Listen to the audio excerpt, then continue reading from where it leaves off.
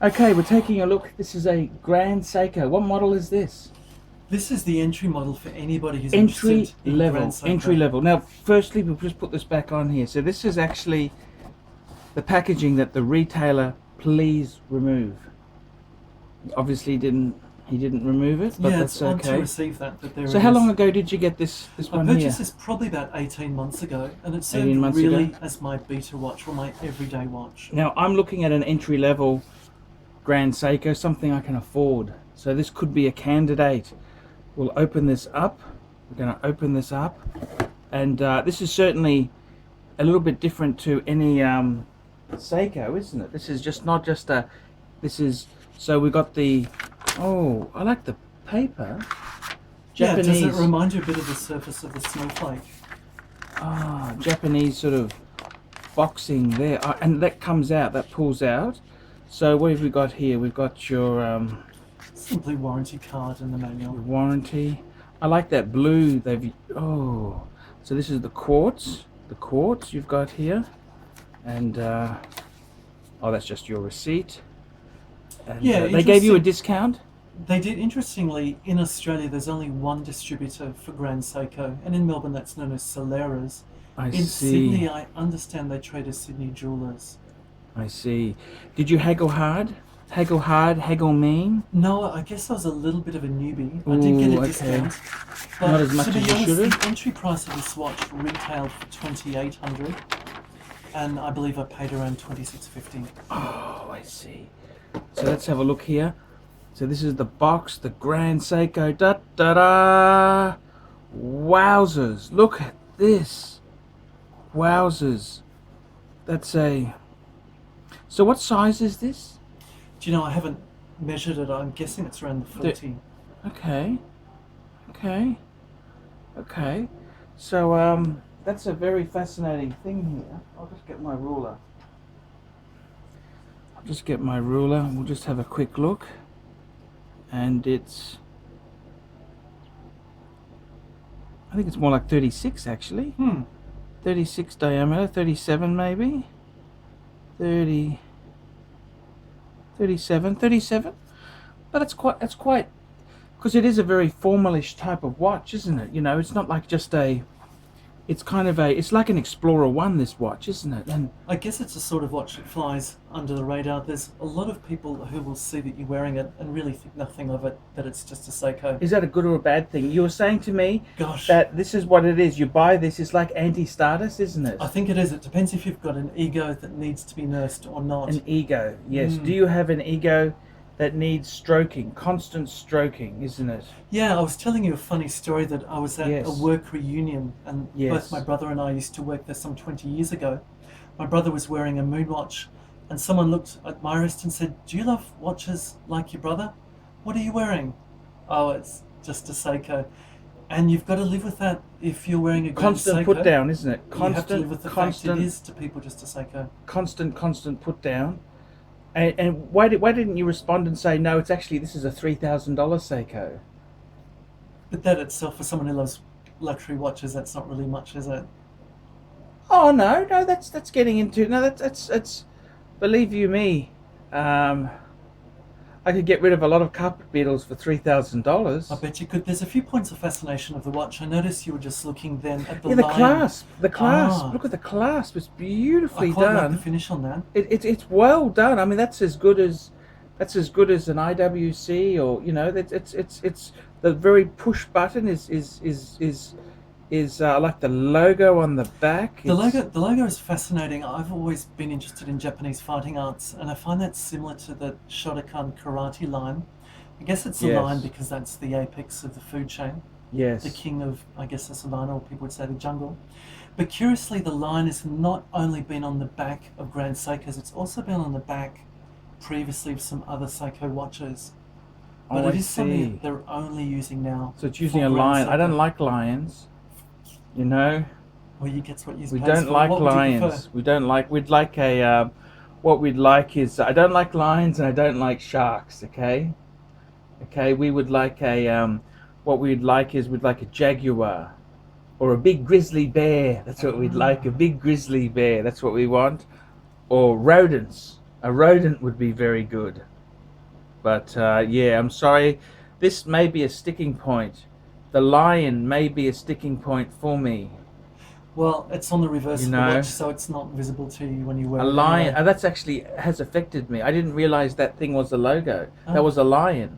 Yeah, like I said, I don't know. it I wasn't don't. originally or always for the Grand Seiko, but it's used exclusively now for Grand Seiko. The lion. Mm. See, I don't like the lion. That's a bad animal. That's not a friendly animal. And I don't like sharks. Lions and sharks are two animals I want to stay well away from. Okay? Well, we can rebox it afterwards. We can rebox it. There's a few curiosities. I'd like with, a grizzly with the watch. bear. A grizzly bear. It's just a few curiosities. Tell me the Yeah, well, for a curiosities. start, the fact you mentioned, yes, it is a quartz watch. Why on earth would you buy a quartz watch? Well, for it that is amount one of the money? greatest quartzes known to man. I think that's the answer. So SEIKO actually was not the sole developer of quartz, but they were the first to bring quartz to market, and that was Yes. Christmas Day in 1969 Yes. with the Astron watch. Sorry, so the 1969? On Please. Christmas Day itself, Yes, SEIKO Christmas introduced Day. quartz. Yeah. You know, Patek and Rolex had a lot of involved with the development of quartz. I guess they did. I know they had models, and Audemars did as well. Yes, yes. And so they released it in 1969. That was SEIKO quartz, and that was through the Astron moniker. Yes. It took a They were while quite for it to be- expensive. Quartz at the time was very expensive, but we're going back to the 1960s. Yeah. Yeah. And what made you like the? Well, what do you like about? What's the key elements you like Okay, there's a about few this? things I like about it. They talk about the grammar of design. I like the Mm. word grammar itself. It's the Greek word which means letter. So Yeah. if any of you The Swiss have would actually use the been- word Bauhaus, very simple, in form follows function sort of design, and They would say, yes, simplistic, and modern. But grammar really means letter in Greek, and I guess they do follow it to the letter of the law, the grammar Mhm. of design.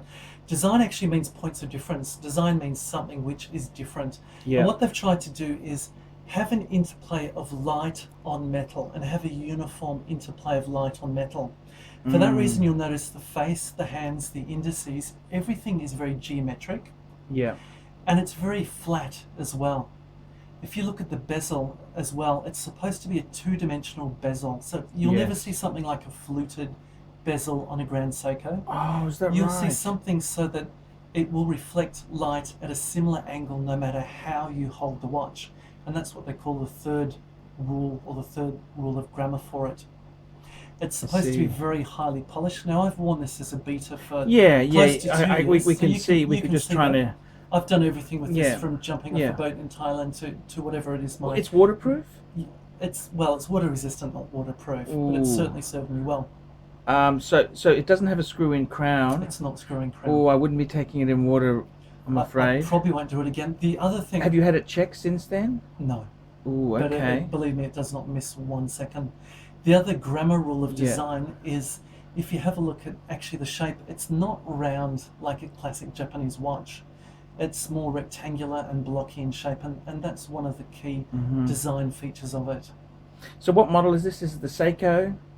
Oh, look, Grand Seiko. It's the Grand Seiko. You'll be able to look this up as the base model quartz very easily. Okay, on the no internet. worries. That's wonderful. It's a SBG something, but Okay, it's yeah, really no, like I mean, so robotic. I know it's hard to work out their numberings there. Thank you so much. I'm going to proudly put this on the channel. This is a beautiful Grand Seiko. I'm actually thinking about getting one myself. I don't know what I'm going to get.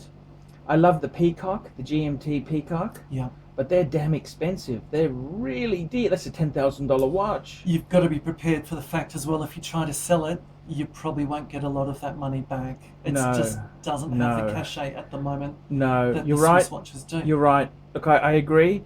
Thank you so much, Richard. Just before we Yes, finish, please. another point of interest is Yes. the redesign of the logos now for Grand Seiko. Yes. So if you have a look there, it proudly states at the face, at the very top, at number 12, that it's a Seiko. Yes. Now, they don't show them like that anymore. The original Grand Seiko that came out in 1960 actually had Grand Seiko at the top rather than Seiko. Oh, I And see.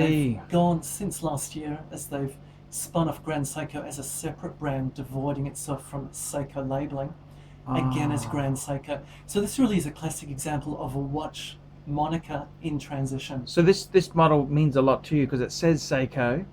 So that's kind of it's for the purist, isn't it? It's a purist watch. It's for the purist. Really, for me, it's someone who wanted a proper example of how a SEIKO should be made. Yes, that's amazing. I love it. It's a quality piece. Just feeling it, it reminds me a lot of the Explorer one I had. I can feel like just the case and the bracelet is very oyster sort of very much an oyster type of link and that, but it's done in its own SEIKO way. What a beautiful piece, and I got to tell you, she's a beauty. Thanks for letting me share it. Thank you so much. Grand SEIKO. Thank you indeed. Hi guys. A fan of mine has been inspired to start a wristwatch series of his own. Bitter Poet Madman. That's the name of his channel. And the show is called It's Complicated. That's right, it's complicated. It looks like he has some nice examples. I saw he has a Rolex. He recently just got an Omega. He talks watch accessories, does reviews, unboxings, and talks about new and pre-owned wristwatches. Again, the channel name is Bitter Poet Madman. Bitter Poet Madman. So why don't you fuckers let that fucker know what you think of that? Bitter Poet Madman channel.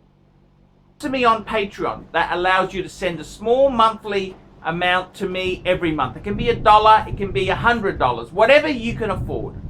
The next way you can help me is, well guys, I really need some money to keep things going. Paid reviews.